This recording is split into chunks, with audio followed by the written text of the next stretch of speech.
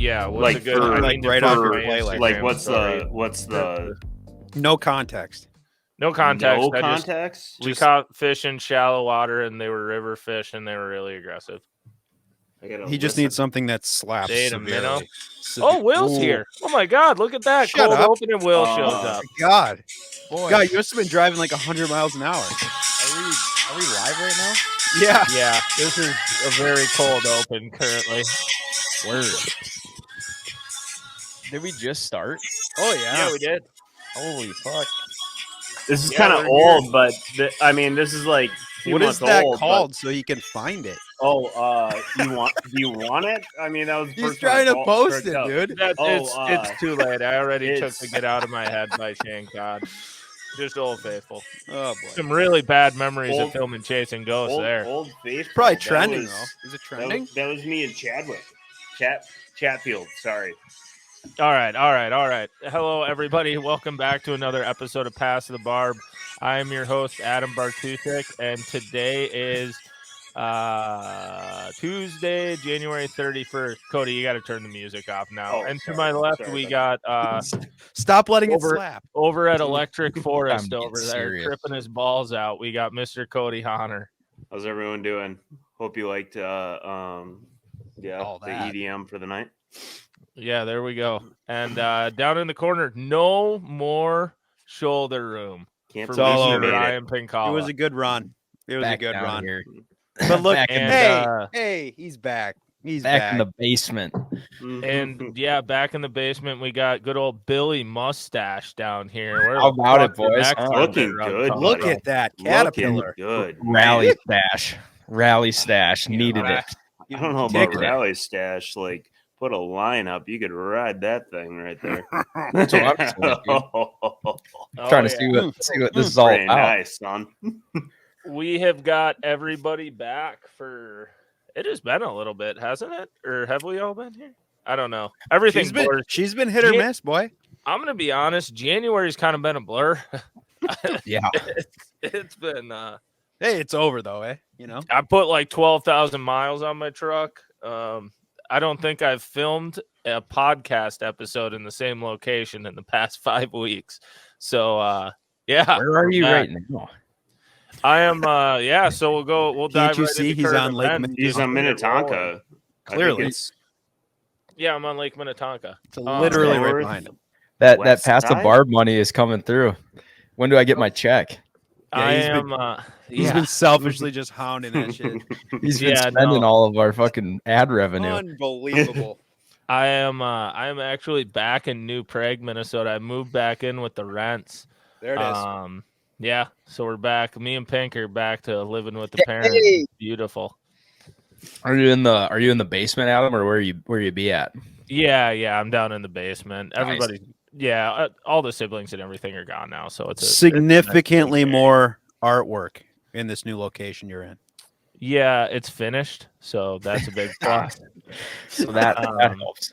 But yeah, no, needed to come home. I mean, just a lot of different stuff going on, so needed to get back home, which is good. And excited to be back around here and fish back around here in the summer. Should be a good time. But yeah, back in the New Prague area. Honestly, it's great. I've gotten to drink more, break your PB. I get to go to Giesenbräu more. I was gonna say, isn't that right down the road there? Yeah, it's literally like 4 minutes from. What are you drinking now? You got one ripping? I don't have a break your PB actually. I have Spaceballs the coconut. So I'm gonna running that Gießen Weiss, boy. Yeah, you like that one.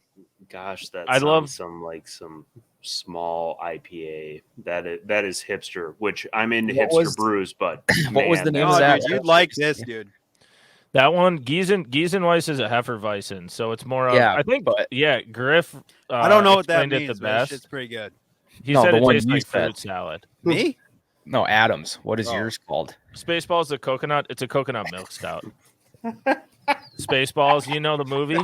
I'm familiar, actually. I have seen it. We ain't found shit. Yeah, I get it. Oh yeah. So my current events are so not only did I drive 5,500 miles like we talked about last week, I just decided to throw all my stuff in my truck and move back home then too. So nice. It's been a lot of driving. What's 50 more miles, eh? Yeah. Yeah. At that point, yeah. Yeah, exactly. It was really nothing. Then we got Cody. What do you got going on? Not a whole lot. Just kind of on the work grind right now. Just grinding out the next month, because once we get past February, like, we're full open water. Once we hit March, like, I can actually access open water and feel comfortable with walleye fishing. Even if the first couple weeks suck, we can fish. We can make a cast. Yeah. When does that typically open up? And it's been fair. I mean, it's cold as balls here right now. We finally right now it is but cold. It's been a very mild winter. Yeah. I would assume you'll open up a little earlier. Yep, because we have, so this week it's going to be in the negatives all week, but next week it's going to be like highs in the 30s, mid 30s, which is pretty big for this time of year. And I'm expecting it to open up pretty quickly, based on the past few years. But I think, so places like Oconto, De Pere is going to open up, obviously, the earliest, because that first big runoff, they just run the dams and shoot all the ice out. But I would imagine you're going to be able to fish like some of the main water with icebergs, but that first, I would say the second week of March, which is going to be awesome. Yeah, that's sick. I know Pool 4 normally they have their freeze your butt off tournament normally. Yeah. That's almost in like 2 or 3 weeks now. But that's because Everett's is right on the main channel and they just keep it open basically all year. Yep. So it's like March 10th ish, that week time frame. I think it's February. I'm pretty sure they have it in February. Jesus, no way. I'll look it up. That's but I'm sweet. pretty We're still sure going to be drilling hella ice. Nah, screw that. Yeah, but with that warm, I know we just got a polar plunge. I'm hoping. I know a lot of people. I don't even think people are burnt out on ice fishing right now. I was talking to the Thorn Brothers guys about it. A lot of them were saying like people are just like defeated because they tried to go and it was so slushy for like 2 or 3 or 4 weeks that they couldn't. And now that we're getting this hard freeze, I think you're going to see 2 or 3 weeks here where people hit it pretty hard, then they're going to get sick of it. Well, I mean, I've successfully not gone ice fishing in the last 5 years, so pretty. Didn't pumped you about open that. up? You were walleye fishing. Like you that doesn't count. That doesn't count because you know what? You know what the case was? Assaulted him immediately. He's like, no. Hear me out. I ran out there with an ice auger and sweatpants and a pair of Uggs on, drilled a couple holes, threw some tip ups in, and ran back to a bar. It wasn't even. It was my uncle's bar at his house, and just sat there. And we like had the reader, which signified when a flag went up, and we like waited for it. Whenever it went up, we like did rock paper scissors on who had to go get it. If you won, you're the guy who had to stay, which is awesome. We didn't have to go out there. And this is the dickhead who catches a 27-inch walleye through the ice. Yeah. Suck. Okay, and for the record, I was wrong, but Cody wasn't right either. It's the first weekend of March. They have it March 4th. So that's still early. Right. It's still real, give or take. It's still very early. I think it's literally they just have it the weekend after walleye closes in Minnesota since it's a border water. Oh, yeah, that makes sense. But, okay, anyways, Pink, what do you got going on current event-wise in your life? Dude, I've still been writing this cookbook, and it's basically ruining my life. So that's pretty much what I got. That's pretty sweet. Yeah. How far along are you? When's the dude coming out date? I told him we better have be to have this it goddamn out week Thursday. because I'm so done, dude. This week? You think that soon? I told him we have to have it out on Thursday. His mic just got muted. Well, but you don't push excellence. Well, you don't rush. Right. These things take time. It is. I will say it is about 80 pages long right now. I'd imagine it's a pretty big, but it's soon, so it's coming soon, Pink. Yeah, everything's like honestly done. It's just like building everything out. Like I got all the photography done, and like obviously I had to like make all the stuff just to like get photos, which was huge pain in the ass. But You want to tell people about your week of cooking fish? dude, so there's like I think there's going to be 27 recipes in there, and I did all of them in 1 week, like when I actually made the food, and I literally like nonstop every day. Even like I'd come home from work and just like cook till it was like 1 a.m, and then like take pictures and shit. And like on the weekend, I like all day. Just cook all day. I was just like inviting people over just like eat food. Like, hey, come Yeah. here. I have literally all this shit I can't eat. But I was like, I have to like make it all. Right, for the pictures. Right. So I got all the photography done, and luckily I had my camera set up in a format where I couldn't edit the photos, which was awesome. So then that was a whole thing.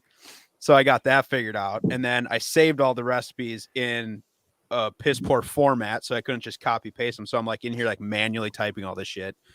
So it's a clusterfuck, but it's turning out really good. So I'm kind of psyched about it. It's just like I'm ready for it to be over. So I think people are gonna like it. You're close.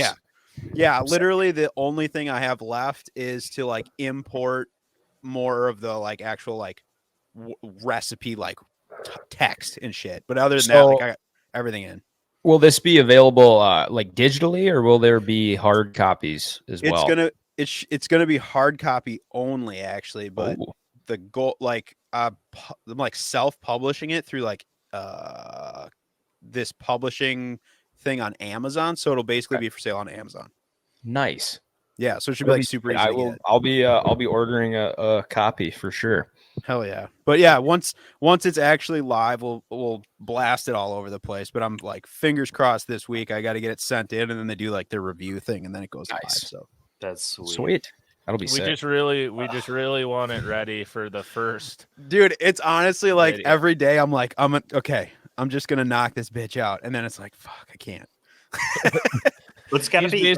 He's basically at the point right now where I am with like editing a video where you're like 90% done and you're like, I hate all this and I want to just hit export, but I'm too like OCD and perfectionist to not go through and color grade and final check everything. Well, I mean, there's still some content that needs to get in there, but I got some good like little write-up things in there. So like, it's not one of these ones that's crazy where there's like chapters and chapters of like reading shit. Like I don't think people like that. So I was like, forget all that business. But there's some good stuff in there, and it's like got a whole bunch of photos that we never used for anything that we did like in the Chronicles. So it should be good. Nice. Yeah, I'm excited to see it, especially because like I'm probably one of the few people who's actually had every single thing that's in there because I've literally videoed every single one or taken pictures of all of them. Mm-hmm. Yeah, I think there's a few that you haven't even had in there though, which that's exciting. I will say for people who maybe are thinking of getting it, I'm not the best cook, and I moved home with my parents, like I said, and we had some leftover fish from our East Coast trip, and I told them, I was like, you know what, I'll cook some fish, and I made the chilaquiles from the northern Minnesota trip, and my mom and dad literally just looked at me, and they were like, this is by far the best fish I've ever had in my life. Yeah, dude, you texted me that and I was hyped. I was like, if Bart can do it, anybody can do it. Yeah, I literally looked at them. I was like, basically, it's just soggy chips with salt. Like, isn't it crazy how lit that actually is, though? Because like you think about it, you're like, that's gonna suck, and then it doesn't. It's literally 7 ingredients. Like there's nothing in there. Yeah, but it's so good. Right, guy. Is it hard? Is it hard to like put into words like the actual amounts of things? Like I follow you probably know him, you definitely know him, Maddie Matheson. Yeah, I know who he is too. I love the shit. He's one of my Maddie faves, Matheson. dude. Yeah, and he's like, I'm Maddie Matheson.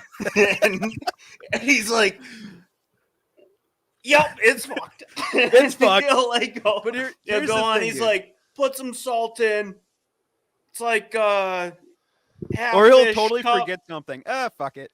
Yeah, and like you just know the amount that you need, but you don't know like how much, Well, because you just do it. You're like, that much. Fuck. I have no idea what that is. Yeah, that has to be difficult to put into words. It definitely was at first because I'm like, God, I don't know. But then I got to the realization because I was like, even stuff that I make all the time, like I make it different every time, right? Like it always tastes pretty much the same, but it's like it's always there. So I just came to the thing that it's like, okay, it really doesn't fucking matter. Yeah. Like to be fully honest, like I could put 2/3 of a cup, half a cup, Is it gonna matter? Probably not. You ain't gonna know. You're gonna make it once. You'll be like, that's pretty good. I mean, I've gone through like the recipes are good. It's not like I just haphazardly like threw shit together, but it's like at the end of the day, people get all wrapped up, and then it's like it doesn't matter that much, really. Right? Yeah. You know. Yeah. I mean, unless it's something like crazy, like you're making like rice, and you're like, oh, I only use half the water. Like, yeah, that's probably gonna suck. But like, I used sugar instead of salt. Yeah, not to me. I mean, like, I'm just crunching on freaking pasta. Yeah, crunching on it. Like, is this supposed to be hard? I don't know. Perfect.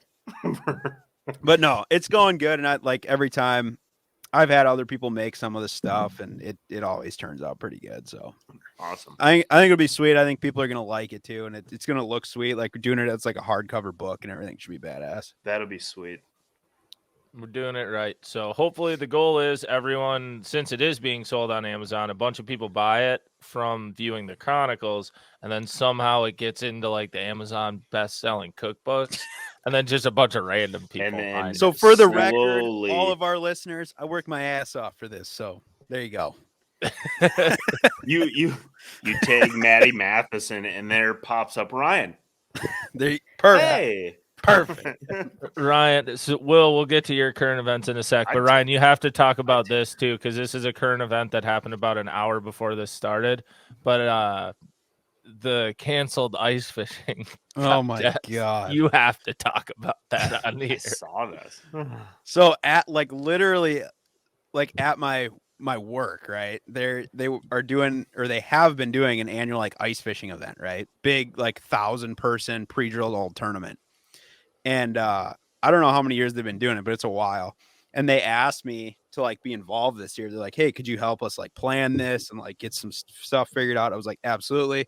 So I talked to like all the Chronicles guys. We were all going to be there, and like linked up this event with like Clam and Vexlar, and they were going to send like reps and like have all this cool shit there. And I was like, this is going to be sick. And like, it was going to be like a youth, like ice fishing thing on the side of like their big ice fishing contest. And it's like a big winter carnival thing.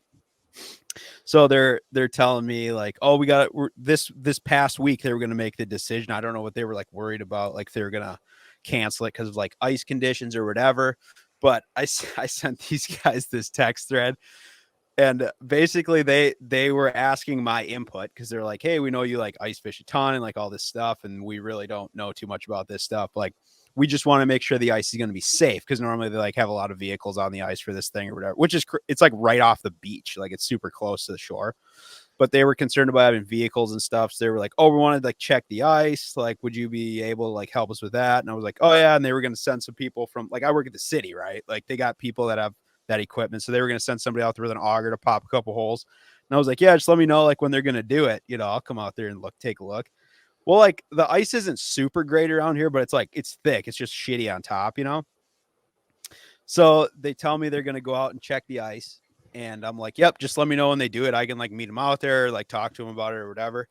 And then literally I like didn't hear anything about it. And then actually Waldron texted me. He's like, they canceled the event. And I'm like, what are you talking about? And he just sends me this email that got sent to him from somebody at our office that was just like, oh yeah, sorry to just like let everybody know we're like canceling the entire event. So I email her and she texts me back or whatever. Basically, they just decided, they went out there and they were like, we don't think it's safe. So they canceled the entire carnival, like winter festival, all of it. Because they were like, dude, I think we only have like 10 inches of ice, which like there ain't nowhere around here that has less than 15 to 20 inches at all.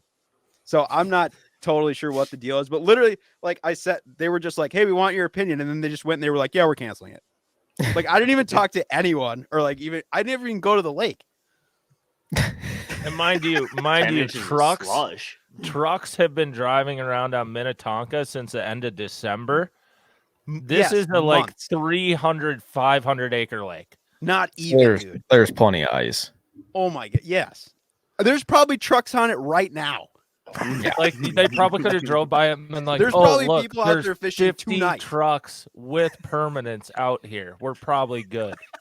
Gotta err on the side of caution, Yeah, so whatever. It was just crazy because they were like, we went through this whole thing, like planning all this stuff, and then like literally last minute, it's on Saturday, by the way. Like it's in like 4 days, and they were just like, you know what, we're canceling it. Yeah, plenty of time to change your schedules and stuff. Yeah. So I literally sucks. just texted Waldron back. I was like, "You want to fish Saturday?" Because we were all gonna be there all day at this thing. So I'm like, eh. Put in all that hard work and then it's would it canceled. be sick to just go film an episode on that lake now? Yeah. but I was thinking partially we can't do it because of like insurance and stuff. But it would be hilarious if we just decided we're like, we'll just have our own day. should we just call it the same thing and just host our own event that day? For we just put asterisks by it that says unofficial. Yeah, this is not charity. This is for us. We'll take their flyers and everything and just throw our logo on them and send them back out. Take all the money. Due to a change in schedule, the Chronicles has decided to host this giant ass ice tournament. Yeah. Thank you for your donation. Oh, the winner is Adam Griffith. All right. Anyways, Will, what do you got going on current event wise? I'm still in Idaho. I think I'll be here for another week ish, maybe. You don't sound as excited about Idaho anymore. Well, the smell of the paper mill kind of gets to you after a while. There's a huge paper mill in Lewiston. It's massive and it fucking reeks. It smells so bad. Like sulfur, kind of. But no, fishing has remained good. Good. Hasn't been like super good, but good. It got kind of cold here, so that hurt it a little bit. But averaging hooking like 10 to 12 a day, which is still very good by steelhead standards. I think that first week I was here, it was just like, oh, I know it is. I just hit like the epic week, like it was slamming really good. And I think now it has normalized a little bit, but still good fishing, staying super busy, working like every day. But yeah, heading back to Montana next week. I think I keep kind of pushing it back because it's a pretty good gig I got going out here, but I do need to go back to take care of some shit back there. So yeah, still fishing the Clearwater, still catching steelhead. So nice. That's at least you're in open water. Yes, that's what I remind myself when it's like cold out there, because it's kind of cold. I mean, it's in the 20s in the morning, and after that first fish, your hands are really cold, from handling it. And I'm like standing by the heater, like warming my hands, and I'm like, wow, I could be standing on the ice right now. Like, this is not that bad, like this is doable. So could be in Bemidji where the morning temp was like negative 25 the other day. I know, and guys are going to get their permits ready to move around. I know, dude. Will, give us like a ballpark estimate. Like, how many have you clubbed in like the past 2 weeks? Oh fuck, dude! I've been a menace with that thing, man. I bet I've killed. And what's your preferred club? I like the just picture a baseball bat, just small. It's wood. I used to have in Alaska one time. I had a metal one, like looked like a mini T-ball bat, and I liked that one because it made that nice noise. That ting. That would be satisfying. Yeah, the solid wood. Yeah, I bet in the last 2 weeks, I bet I clubbed 50, probably maybe Beautiful. 60. Beautiful. Yeah, it's dude, that'd make a great musky club, Pinkalla. That's what I was saying, dude. Yeah. I think I just want like a montage of all the clubbings. Is that too much to ask? And sometimes I'll be like kind of pissed off about something out there, and I'll get it in the boat and I'll just like grab and I'll just start like and the clients will be like, dude, whoa, I think it's dead. Like, it's not yet. That's the guy who stabbed the people. Like, this got the wrong shit is wild. Yeah, I don't know what's in the water out here, dude, but shit's changing. I got crazy thoughts. But yeah, the club's been wielded a lot. And a lot of hatchery fish are dying. So that's good. One of the funniest things about the traveling this year for the Chronicles season 2 has been the amount of random weird species we've caught, and everybody just catches it and looks at Pink and goes, "Do you want it?" And every single time it's kill it, just kill it. So he's got Toolies. This next episode, people see white perch. And coming up, there's some drum. There's some drum. Tasty. Big boys too. Holy shit. Yeah, well, we released one that you definitely would have taken, but me and Griff were looking. Well, like, yeah, but it "We was like can't kill 7 this." pounds. It was big. It was a huge drum. We're like, We killed some 4s, you know. It had some big flanks on it. Oof, knocked the size off them boys. Yeah. all right. Okay, what's our next? All right.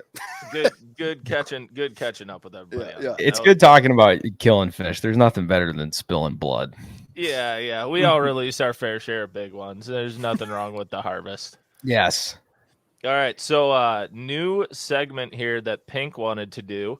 So this is going to be called Geared Up. So I think, Pink, you want to describe what exactly your envisionment is for this one?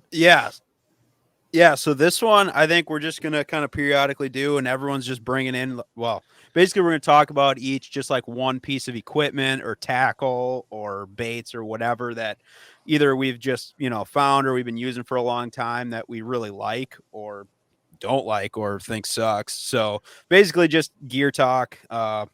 So we'll be kind of bringing you guys different stuff all the time. Might be fishing stuff, might be hunting stuff, might be camping gear, whatever. So feel free to just like throw anything you want out there. But yeah, Bart, you want to lead this one off here, or you got something or no?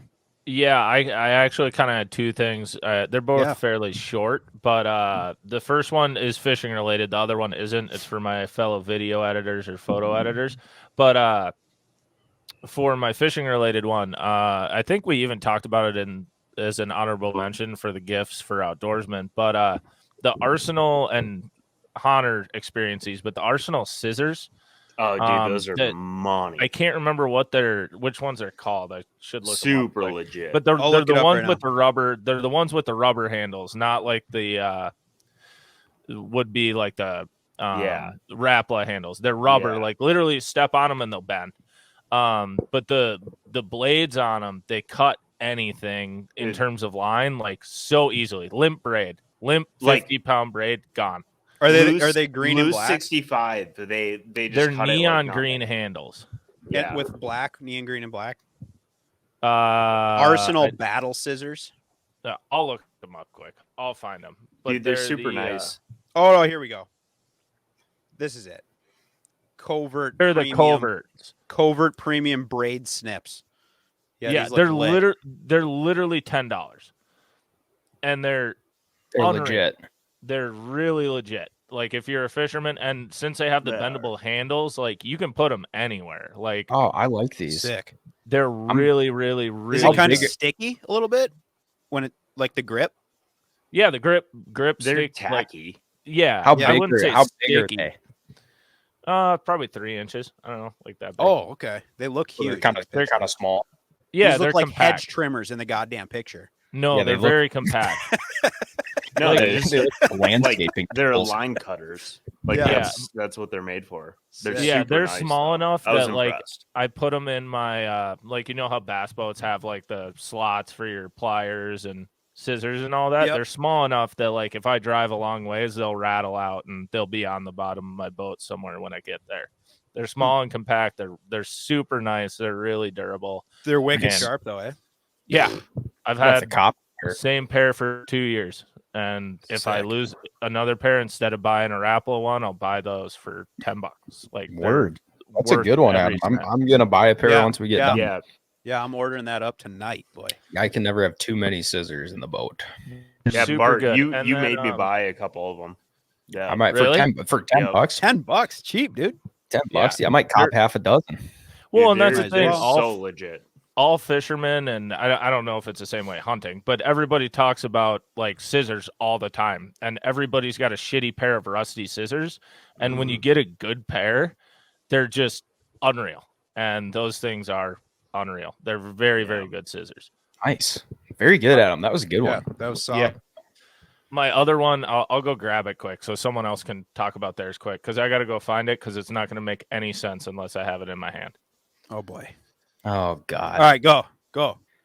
There's no way he finds this in less than 5 minutes. He said it was some sort of special video editing thing Some sort of nerd Who shit. knows? Some nerd shit. Nerd. Nerd. Yeah, I don't know. He just moved like all his shit like 7 times, so who knows? Who knows? Okay, Oh, he's back. He's Uh, back. If this is an SD card, I'm going to be disappointed. It is. Oh, okay. I'm going right It's an away. All right. external hard So- drive. Yeah, this- we were just this- talking shit about you, so Go ahead. right ahead. Yeah. This is a $40 Amazon purchase, and especially since I just moved again, I've been using it a lot, but I use it when I'm just chilling in the basement. And it is literally just a mobile like desktop. If you're a video editor or photo editor or whatever. Is that just to keep your nuts from sweating from your computer? Yes, it keeps your nuts from sweating from your computer, and it keeps your computer Nice. from overheating. And then Nice. like this one, it's got a couple like you can put mobile hard drives in them, got a mouse pad, the whole thing. It was $40. Couple SIM cards.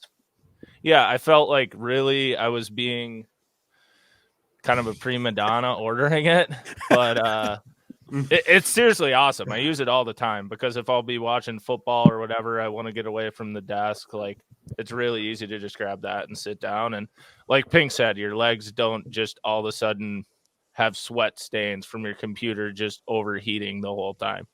So Right on. that's a really good one. Couple of useful tools there, Adam. Those were good. Well done. Well done. Nice. There you go, boys. All right, someone else.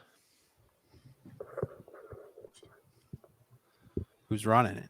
Yeah, All right, nobody here we go. nobody jump up. Here Here we we go. Come on now. One at a Okay, time. so this is one I've been seeing some slander against for the last couple of years now, and it is,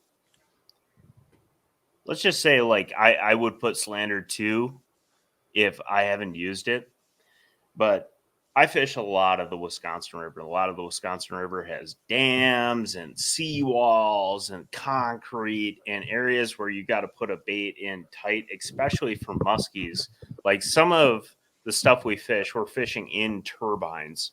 And those turbines, depending on the water level, could be 6 inches to the water level or 2 feet. And you have to skip a bait directly underneath those turbines because the fish are going to be sitting on either side waiting for fish to blow into their face and they just mow on them, whatever.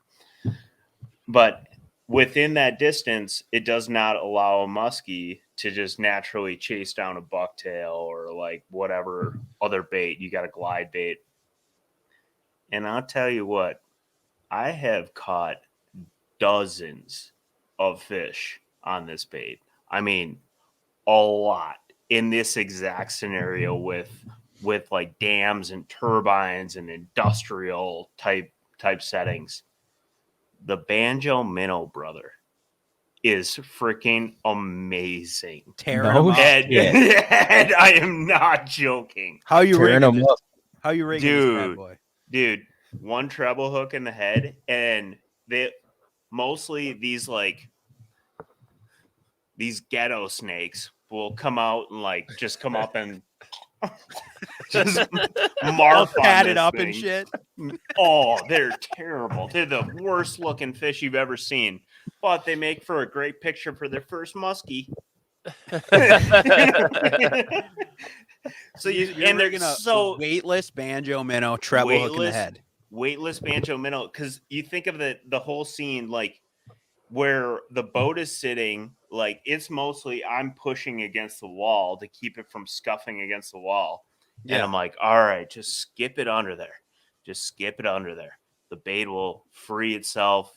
You just use your thumb a little bit. And it takes usually about 25 casts to get under there for like a normal human being. But you only have 10 feet to get that fish to react. So you need the most erratic looking thing that you can possibly have in your boat to get them to react in that 10 feet. And that thing absolutely does it. The Banjo Minnow.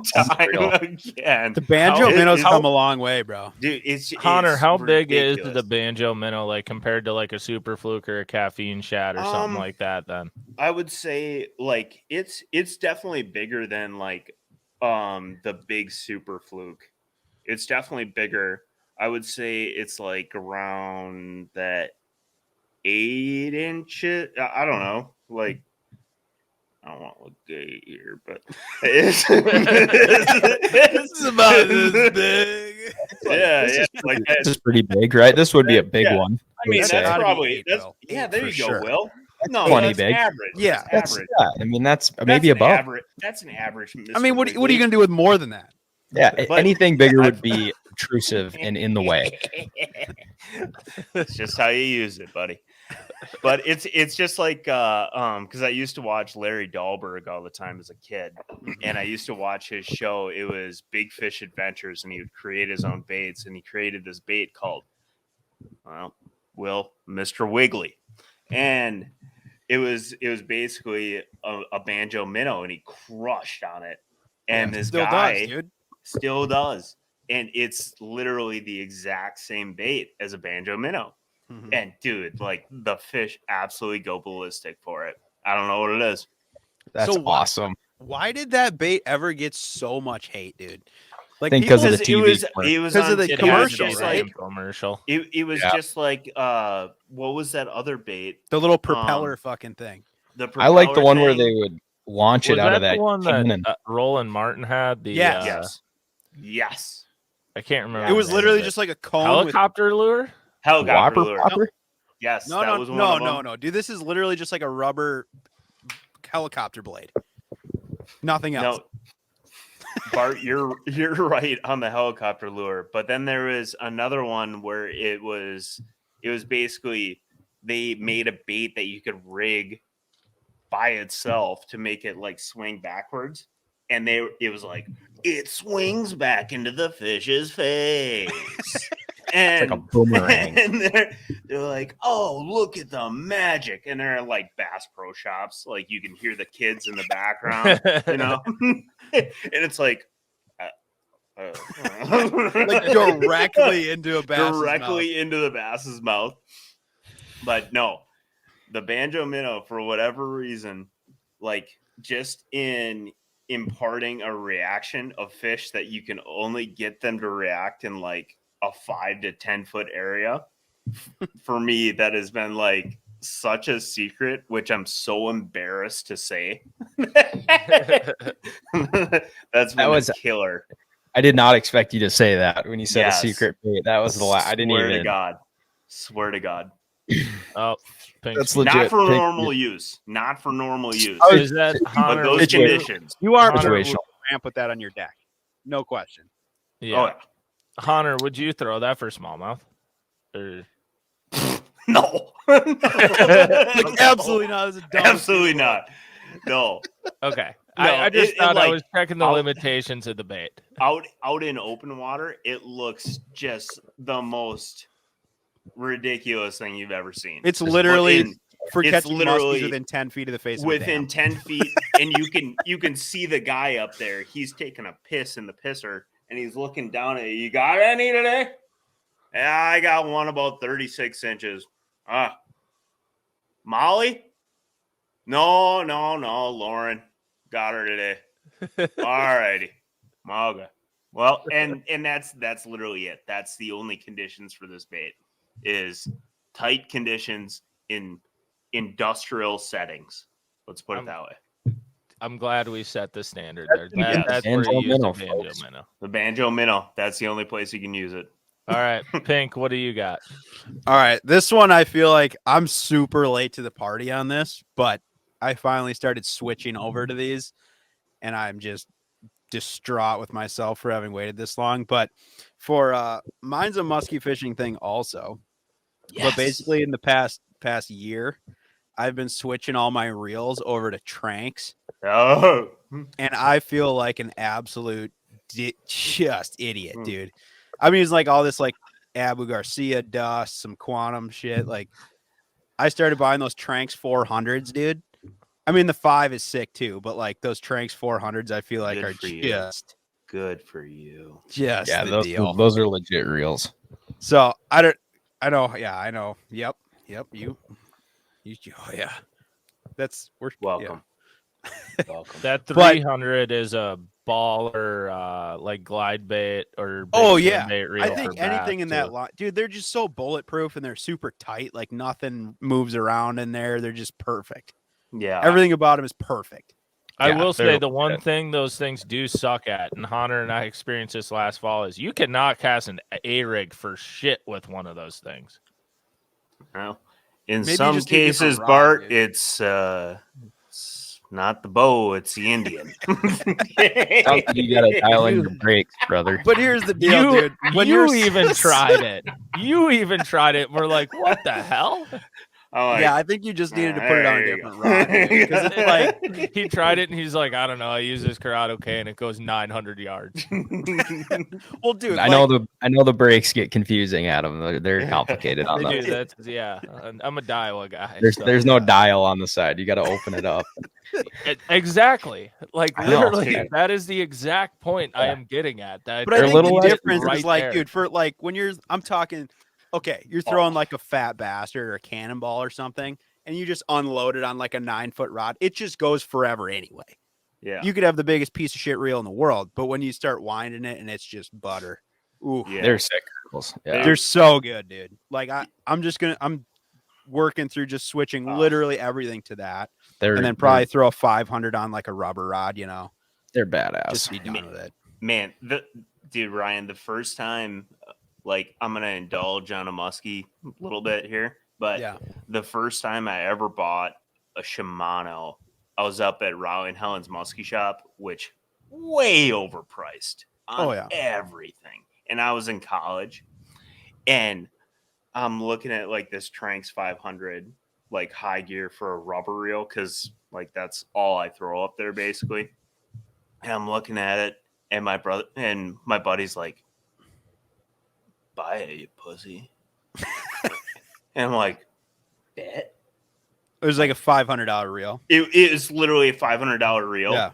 that they were selling for like almost $600. I'm Yeah. like, fine, I'll buy it. Bought it with $602 in my bank account. So I had like nothing left for the rest of the weekend. But still to this day, I have not serviced that reel, and it has been my main rubber reel for like 8 years. Dude, I've just heard like does not so many break. people even say that they use that 500. They say it's one of the best, one of the best saltwater reels that's ever been produced. Oh, it is amazing. And I mean, like, the most obnoxious ripping motions of baits have, like, that reel endures. And that was like always my biggest thing, because I went through Saltus, I went through Daiwas, I went through everything. Well, and the clutch like, goes out on the all clutch those. goes out, and like anti-reverse whatever goes out on them, and like all of a sudden it just like free spools, and the level line like just totally dissolves, and the whole 9 yards. Well, like when you're taking a pound bait and trying to physically rip it as hard as you possibly can through the weeds to make the weeds explode and get like the bait cleared off the bait, like that's a lot of torque that you're putting behind it's a so bait. much. And you're doing it over and over and over again. Like, and the reel has not failed at all. It's amazing. No, as far as I'm concerned, like now the ones I've run for basically like a full season now, and for burning blades and throwing swim baits and stuff. And it's just like, why would I use something else? I mean, I'm sure there's other stuff that's out there good, but like that, some of the Daiwa stuff I'm sure is pretty awesome too. But I've never owned any of those. But yeah, I'm switching everything. So I'm all in. Like it. Hashtag Tranks Life. Good decision. Tranks Life. Yeah. All right, Stolski, what do you got? All right, I have a little cheaper option here.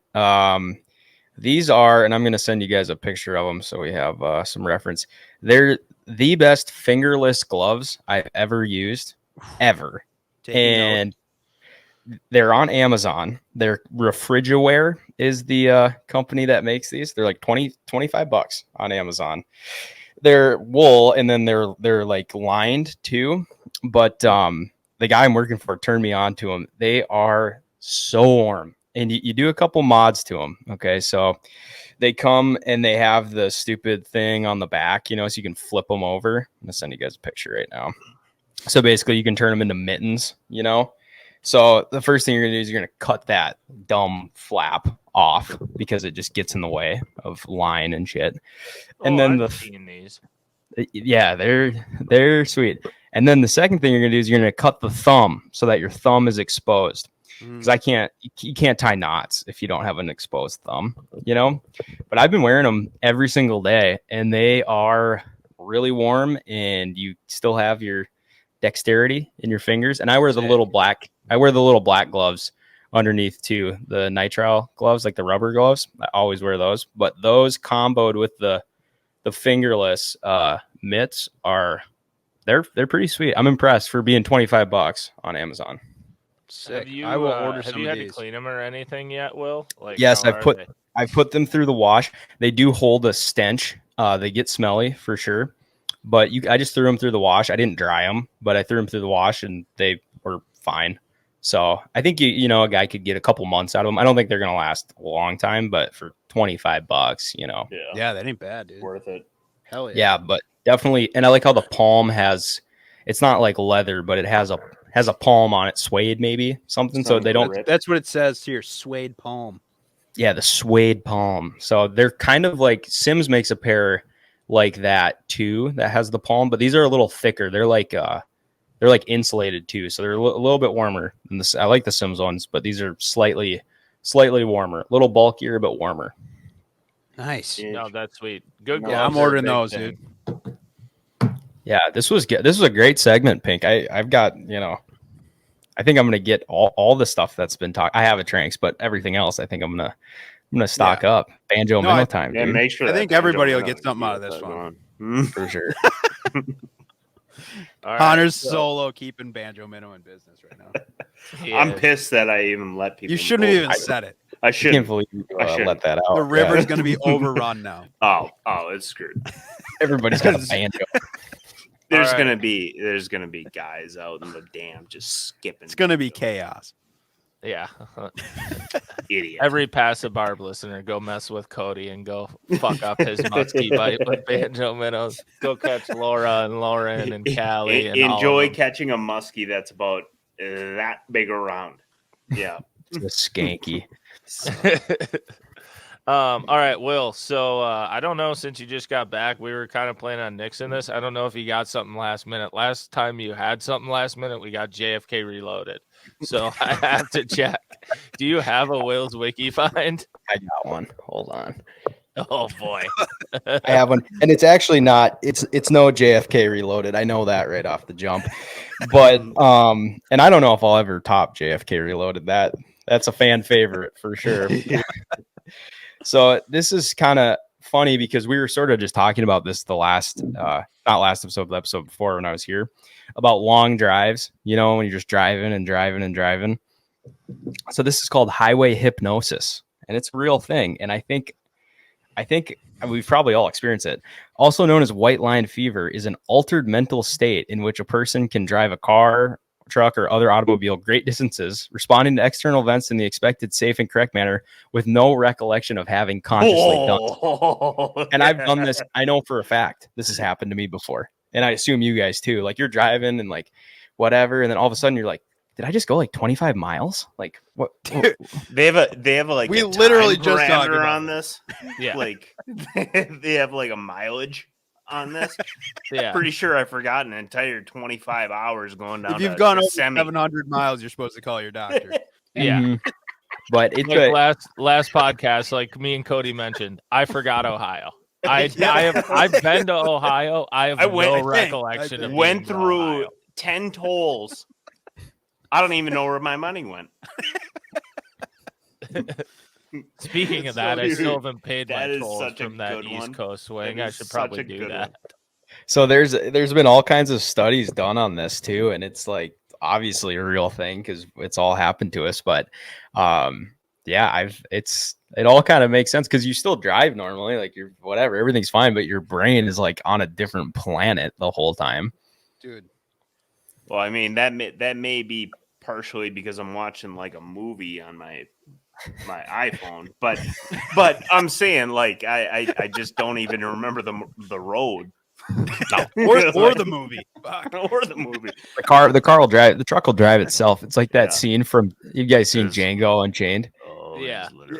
You remember? He's like, they got the mask on. He's like, I can't see shit out of these things. You don't need to see. The horse will see for you.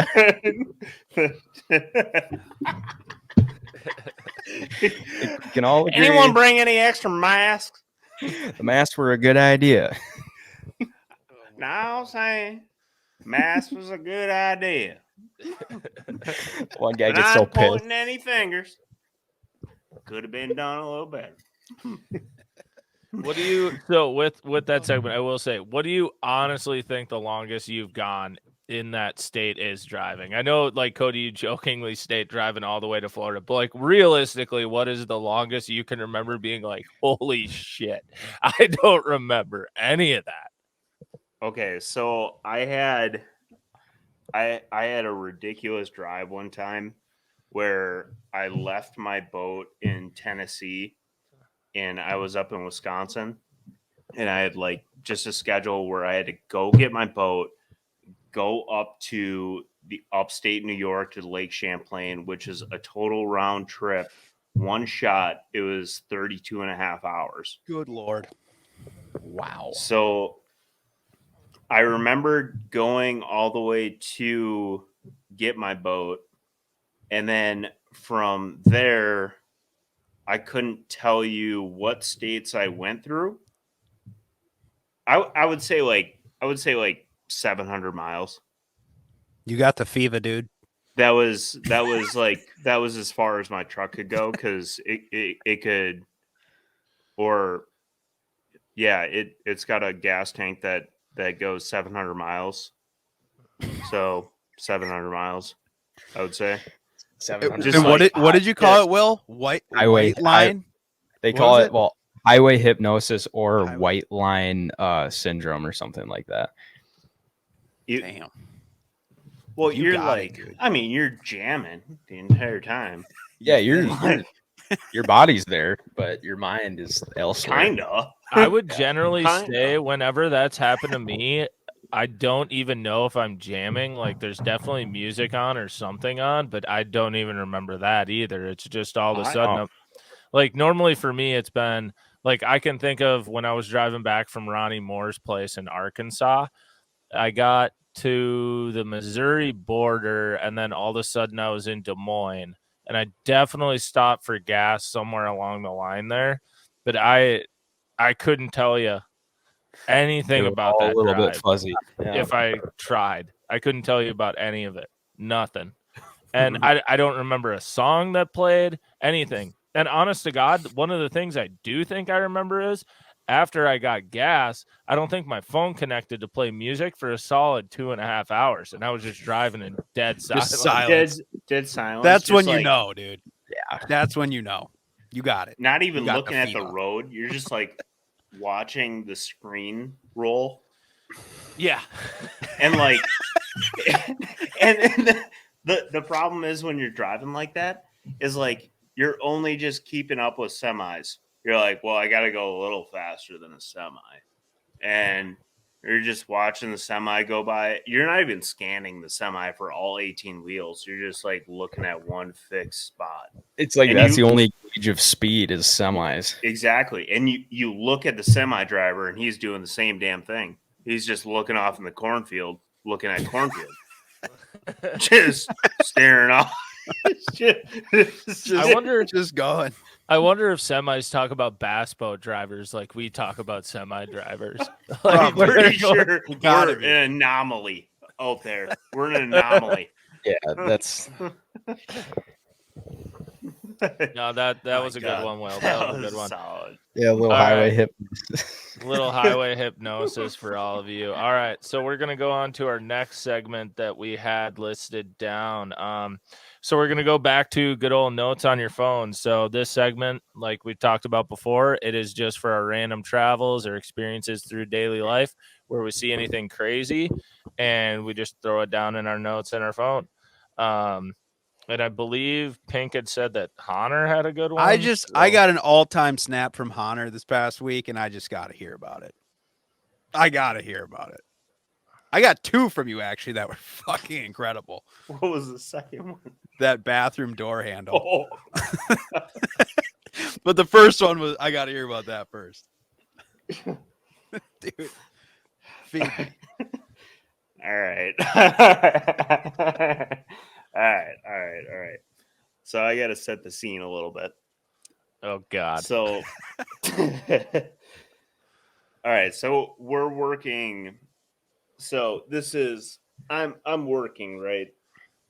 And I'm an electrician. So we're working on these thermostats that control, like heating, cooling, whatever for a building. And it's just not working. We cannot figure out. We're troubleshooting over and over again why this is not working. And we're on the phone with the guy of this new unit that we're working on. We have never worked with it before, so we're trying to troubleshoot it. We're like, what the hell? Like, put this wire here, put this wire here.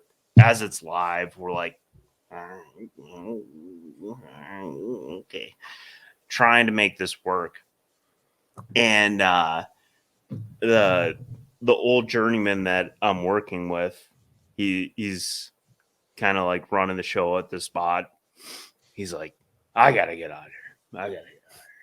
Like, I can't figure this shit out. You talk to this fucking guy, whatever.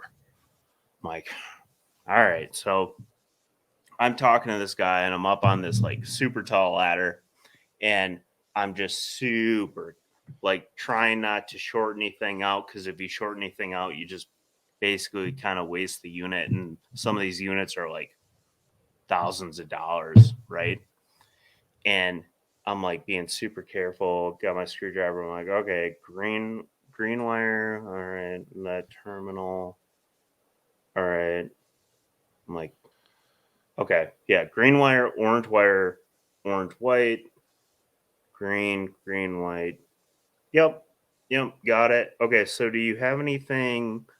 Is that good? And he's like, well, I don't know. I'm like, and I'm up on this super tall ladder, and all of a sudden I hear, and I'm like 12 feet up on this ladder, and all of a sudden I hear, just dying laughing from these movers that are moving into an O'Reilly's auto parts store. Oh shit! Now I remember the Snapchat.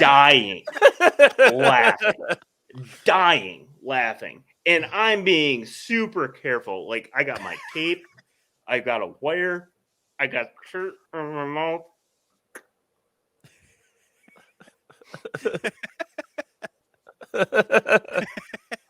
You're not watching on YouTube. You need to.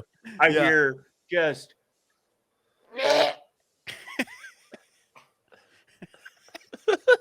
What was that? Look down, and they're like, bro, you got to go to the bathroom right now. And there are people flooding to the bathroom. Like, what in the hell is going on? And I'm way up there. And I'm like, not OSHA approved, way up there. And I'm like, what the fuck is going on? And I'm just trying to be super, super careful with these tiny wires way the fuck up there. What is going on? All I hear is gagging, laughing, hysterical laughing. And I walk down there, like, bro, you gotta come over here for this. And these guys are not from around. They're from like Louisiana, Missouri, all over the place. They contract these guys out. They're like, bro, you gotta come in and check this. Walk over there. Everyone has their phones out. They're like, dude, someone took a shit on the floor. I'm like, no one took a shit on the floor, bro. Walk over there. Someone took a shit on the floor.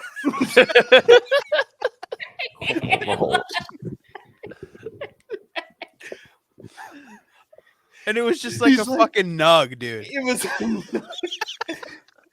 And the best part was, he's like, bro, I went to go take a shit, and I thought there was a leaf on the floor.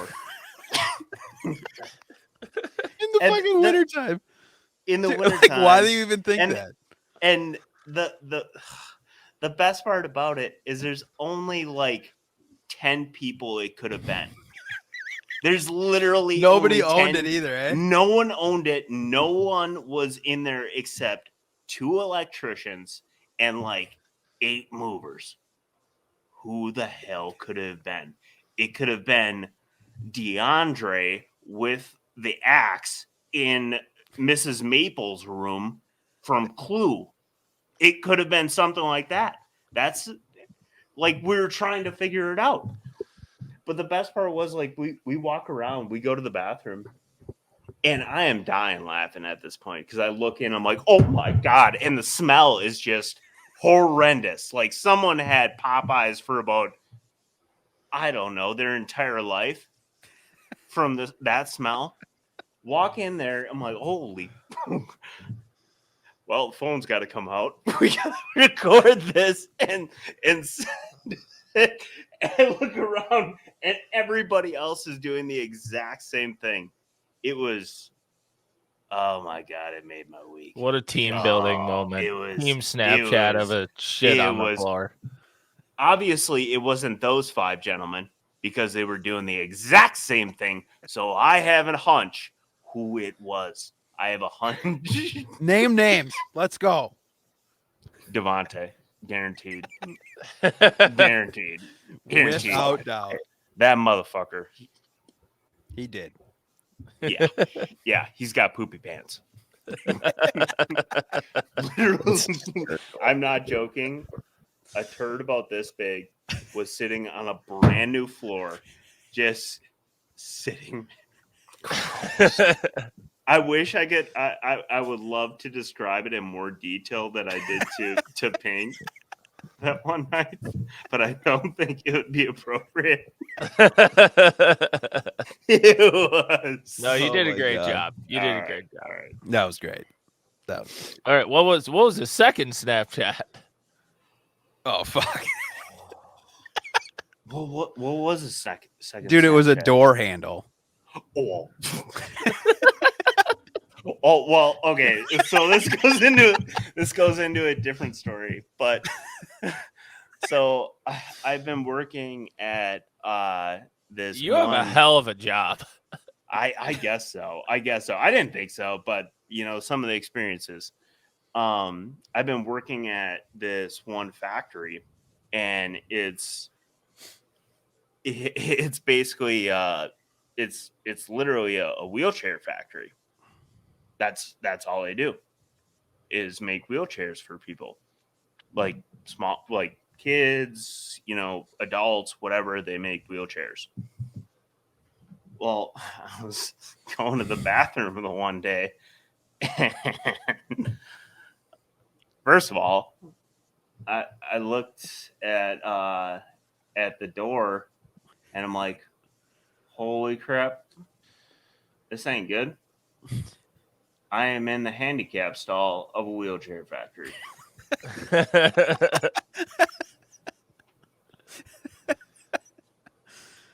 Oh shit. And there's a pair of wheels in front of me. Every man's worst nightmare. Oh my God. Then I walk out. Wash my hands, whatever. Apologize. Like, sorry for the inconvenience. Forgot where I was. Wheelchair factory. I'm in a handicap stall. Also parked in the handicap spot. But walk out. You ever seen one of these door handles in a bathroom? I have never seen anything like this. Period. It looks... Ryan, how would you describe it? I would say this is the most phallic door handle I have ever seen.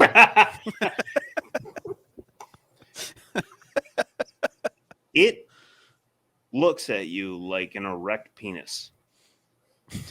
To put it bluntly. First of all, who designed this door handle? Is what I want to know. And you must grasp it because that door is hard to open.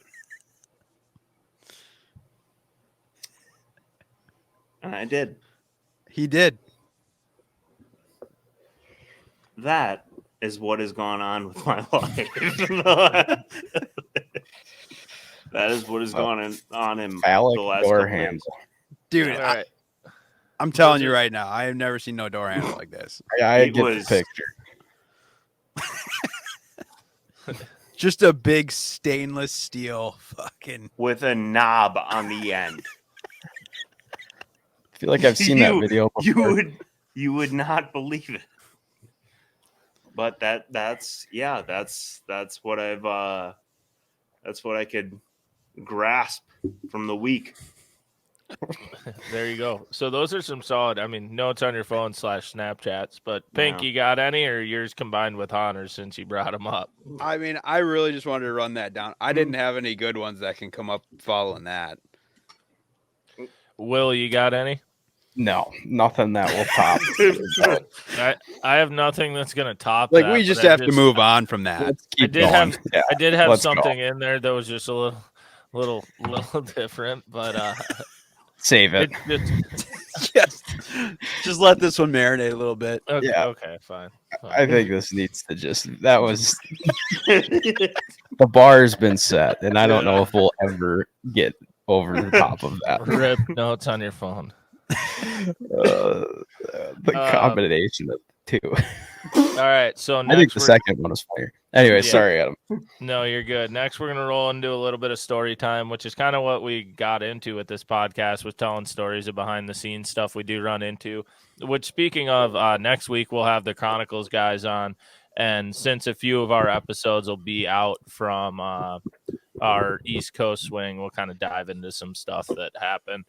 But and we did dive into a couple things already. But first thing, I think I was going to bring up that the Pink kind of mentioned too was just recently the Blackfish Bass Tournament registration was last night at 7 p.m. Well, so talk about what that tournament is for people that don't know. Yeah, so the Blackfish Bass Tournament, everyone just calls it the Blackfish now. It's a Blackfish Classic. It's on Lake Minnetonka. It's the last Monday of every July. I think this is it's got to be like the 6th year or something now. I don't know. It's been around for a little bit, but it is quickly overtaken as like the biggest bass tournament in Minnesota. And it's with the way the payouts are going up, it's going to be the Midwest soon, along kind of with the Sturgeon Bay deal. Like it's getting really up there. It's $15K for first place now, and with how fast it's filling, I'm assuming they're going to go to like 20 or 25K soon, or both. And I don't know. there's a lot of heavy hitters in there too, right? It's not. Yeah, just you local got all the big Tonka rats. Normally Fighter and like Felix and stuff like that'll come back to try to do it. You got your Elite Series guys trying to be there. Normally it ends up running into like a New York swing where they're out east, so they don't get to be there all the time. But it like in terms of the heavy hitters of the Midwest, they are there. But yeah, anyways, it's very high priority to fish it, and they don't save any spots. There's no priority registration. And contrary to popular belief, like even Blackfish pros don't get a safe spot. Like I don't get a safe spot. I have to register. Everyone thinks I do. I don't. I had to do the same thing everyone else had to do. And how many spots are there? Yeah, so there's 100 spots in the tournament, but they do 90, and then there's 10 for a random draw at the end because it's been going so fast. To try to give other people an opportunity who maybe can't be at their computer or slow on their computer or whatever it might be. But basically the year COVID hit, that next year, so 2021, once registration opened, it filled in like, I think that first year was a few hours. And in Minnesota, like that doesn't happen. That happens kind of in Alabama or Texas maybe for some events, but honestly, it doesn't really happen nationwide that much. So that year it filled quick. Well, and then people knew it filled in a day. So last year they opened it up at a typical like Monday in the morning at like 10. and it filled up in 17 minutes. And everybody was kind of up in arms of like, oh, how are we supposed to get in or whatever? And so they did it this year at a Monday at 7 p.m. when everybody was going to be home. And I was like, oh my God, this is going to be a shit show, which props to them. Honestly, it wasn't. Like the registration process actually went really smoothly in terms of like the website not crashing, everything going through and all that. It filled in 4 minutes. 100 boats. 4 minutes. And like I kind of was like, oh, I'll be fine. It'll be like probably 10. And I was kind of taking my time, just kind of plugging, thank God I had autofill apparently in my info, because otherwise I wouldn't have gotten in. But I'm plugging in Voight's info because him and I have never fished it together. So I'm like looking at his email and all that. I spent like 30 seconds looking for my insurance number for my boat and everything. And I was like, yeah, I'll be fine, whatever. Got it in, and I didn't get a confirmation, but I texted Addie and I was like, did I get in? And like the moment I sent the text, I like looked on Facebook and it said it's full, waitlist open. And I was like, son of a bitch, maybe I didn't get in. But she texted me and let me know I was in. So I was like, oh my God. Well, then I get a call from Griff like 2 minutes later. He didn't get in. And then like Billy Bartusek called me. He was like, I think I got in. And all of a sudden it was this did you get in call fiasco for like an hour, everybody calling each other. But yeah, 4 minutes and 40 seconds, I think, is what they ended up saying for 100 boats. And that's like, you could not get into the form until 7 o'clock. So 100 people filled out that form in under 5 minutes. That's crazy. When I got him, the wait list is probably massive now too. I'd imagine, yeah. I mean, I would they're think like so. They're just like random drawing 10 off the wait list, right, to get in. Yeah, I mean, like I'll also say people have asked like, why does it fill so fast? There's a reason. Like it's one of the best run tournaments I've ever fished, and at the end of it, even if you suck, like they have a bunch of food and everything out, and everybody's there, and then you have beers. So like, it's very well maintained basically for like if you have a bad day, you at least see your friends that have a good day. But they do a great job putting it on, and it's a great event, and the payouts are insane. Like this year first place is 15K, second place is like 8. I think third is even like 6 or 5. Like it's really really really good. But yeah, I don't like, I've even talked to them, they're like like, did you ever think you would have a conversation of how do you decrease demand or like try to, you know what I mean? Like try to like, they like almost need to make it like a lottery. Could be. I mean, it could be that. I don't know. I had just said my one thing was make it like maybe $1,000 entry and you got 30K first place, or make it a 2-day event. Or just it's going to be a war zone. Or just know it's going to be a war zone. Like if everyone just knows it's going to be a war zone, then you know what you're signing up for. It's going to get smaller and like it's going to get tighter and tighter every year, and people are just going to get pissed. So I think at some point there's going to have to be priority. Like if you finish a certain level, like you're going to be able to get in, and that makes sense. But yeah, it's crazy. I never thought I'd see anything like that in the Midwest in my life. Yeah. And I mean, Hahner, do you know, does that happen down south for any tournaments? Have you heard of that happening? I know the ABT, like the Alabama Bass Trail, will fill up in a day for like 200 boats, but that's a trail. Obviously, like the opens and stuff, but I haven't heard of a trail. The best I can do is there is a local trail where they could allow like 40 boats, and guys were sitting outside of the tournament director's house to put their weigh-in because they all wanted to get at the dam. But that's about the best I can figure.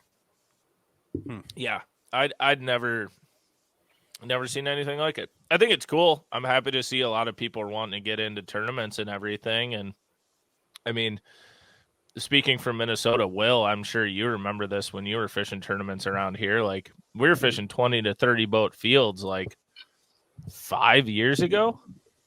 Yeah, that was like 30 boats was pretty good back in the day when I was fishing. That was pretty good turnout. It was 30 boats. That was really good.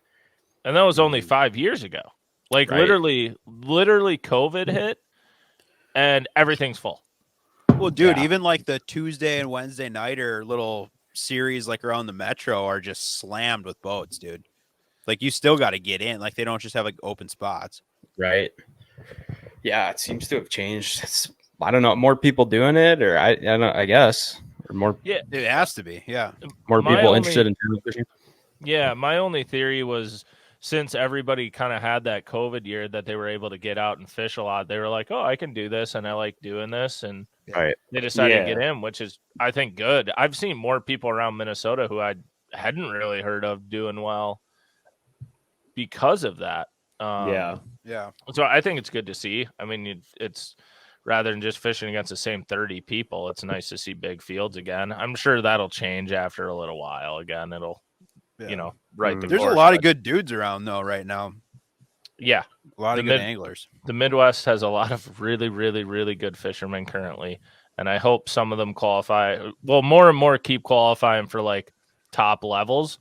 So makes it a little bit easier around here, but it doesn't at the same time. Yeah.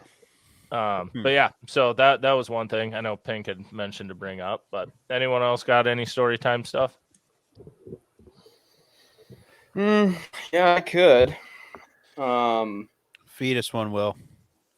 I've got one. We'll go back in time a little bit. About a year ago. Yeah, about a year ago and some change. Last spring I went out to Oregon steelhead fishing just for fun. And I drove out there and drove from Bozeman to Oregon, which it's not that bad. It's like 12 hours. It's a doable drive to the coast. And I borrowed one of my buddy's truck bed campers, like a real shitty one too. But I was like, oh, this will be great. I'll be mobile and I can fish all over. So I'm driving out there and I make it, I don't know, a couple hours. And I'm like driving, whatever, not paying attention. And I see a semi coming up behind me. And I'm not going super fast with this camper on. And I see him like flashing his lights, like his hazards are coming on. I'm like, oh, not my fault. Something's wrong with him, Anyways, he passes me. He gets in front of me. And then he like turns his flashers on again and hits his horn and starts slowing down. So I'm like, oh, this guy must be having problems, not me, Like, oh, I better slow down to help this guy. So he slows down. I slow down in front of him. I get out of my truck and I look. Well, the camper had come unlatched. It cranked up. It was those pop-up ones. And half of it was like, it was almost ripped off the pop-up part. Like it was like deployed. So I get out and the trucker gets, he's like, yeah, dude. He's like, looked like your shit was going to blow off your truck. He's like, I'm trying to let you know. I was like, well, thank you for one. Sorry, I'm such an idiot for two. So that's the start of the trip. So then he helps me. He goes, you got ratchet straps? I go, no, of course. So he's like, where you come from? I'm like, Bozeman. He's like, of course. You damn hipster. Yeah. So he gives me some ratchet straps. We get it ratchet strapped down. All right. I'm like, smooth sailing. Gonna make it out there. I drive all the way to Oregon. Get to my campsite. I camped on a river out there that I was fishing on. It was a sweet campsite. Well, there's no service there. So I'm like, oh, that's okay. I can go into town. And I had some buddies out there that I was going to fish with while I was out there. I was like, I'll just go into town and make arrangements. So I do the next day. Set to fish with one of my buddies the day after that. So I fish around, whatever, go back up to the campsite that night. Well, I go to the topper, the pop-up part up so I can just sleep. You sleep up in the nose. And I'm like messing around with it. And I go to just take some of the tension off of it before I go to bed. And it's stuck in the upright position. This camper is. So it's sticking up like 4 feet above my truck. You can't drive with it like that. And then you would think, well, it's a truck bed camper. You can just, take the jack legs and just jack it off your truck. And then you can drive in town. Well, I had taken the jack legs off of it because I wanted to save weight and be more aerodynamic. Thank God you did that. And I left that them. 0.2 MPGs really helped you on that trip. And I left them in Bozeman. Okay. And the only way to access the gearbox for the crank system is at the very front of the camper, which is nosed, up against your truck bed in the front.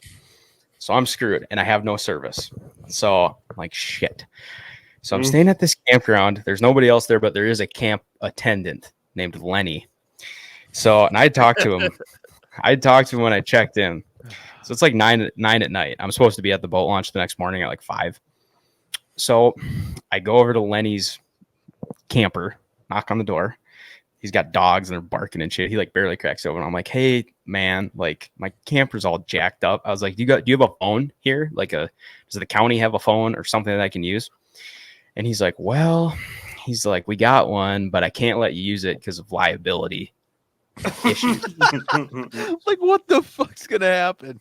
I'm like, dude, I'm paying the county to be here. Like, aren't I underneath the umbrella of trust here? Like, am I not in the trust tree? Like, yeah. Like, can I use the phone, man? He's like, no, he's sorry. He's like, if you walk like 2 miles, you might be able to get some service. I'm like, fucking sweet. So that night, now it's getting late and I'm screwing around. I can't get it to come down. It's stuck. I'm like, shit. So I'm like, I'm going to go to bed. I'm going to wake up early and I'm going to figure this out in the morning. So I wake up the next morning, same thing. I can't get it to work. And so I put my waders on, I get my fishing rod and my backpack, and I'm like, all right, I'm just going to start walking towards town. I'm like 9 miles from town, but I'm like, someone is going to see me and I'll hitchhike and someone will pick me up and bring me into town. Like, I look very like, I'm not going to kill you. I got my little rod and my waders and I'm walking This is down there. all coming from the man who is so intrigued by the killer in Idaho. True. You gotta do what you gotta do, bro. Dude, this is like crunch time. So I start walking down the road and some trucks go by me. It's kind of dark, obviously. I got my thumb out. Nobody even hits the fucking taillights, dude. They just blow by me. I'm like, shit. I'm like, my buddy's going to be waiting at the boat launch. I got a camper that's all jacked up. Like, I just want to go fishing. So I walk about a mile and I come around this bend and I'm up in the hills kind of.